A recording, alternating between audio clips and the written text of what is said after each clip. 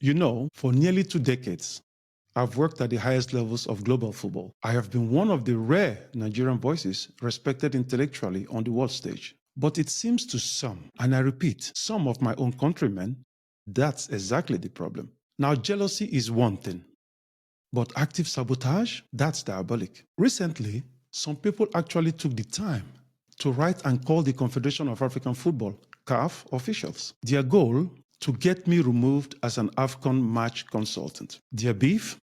They claimed I wasn't supporting the Super Eagles enough. In other words, they wanted me to lie, to cheat. They expected me to tell a global audience across over 170 nations that the Super Eagles were soaring against Tanzania, even when the reality on the pitch was the opposite. But as a professional, my loyalty is to the truth and the game, not to a false narrative. I am still puzzled, truly, at how any sane person could have the audacity to dispute my love for my country or my desire for the Super Eagles to succeed simply because they didn't like my objective analysis. To suggest that being an honest professional is a sign of disloyalty, it makes me wonder if these people have lost all touch with reality. We are witnessing a kind of intellectual derangement where truth is treated as an enemy.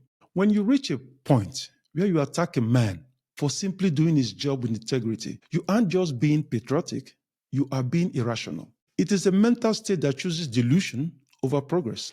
And that is a very dangerous place for our football to be, believe me. Do you know what CAF's response was? They didn't just keep me on. They asked me to analyze and commentate the semi-final and the final. Now here is the irony. One of the very people who complained, one of the loudest voices trying to get me sacked, sent his grandson to contact me in Morocco. The boy is studying right there in Morocco. He sent me a WhatsApp message asking to meet, asking for my help. As you can imagine, I haven't replied. Not because of the boy, but because of the insanity. How can you try to destroy a man's career in the morning and then send your family to ask for his favors in the evening? The hypocrisy is deafening.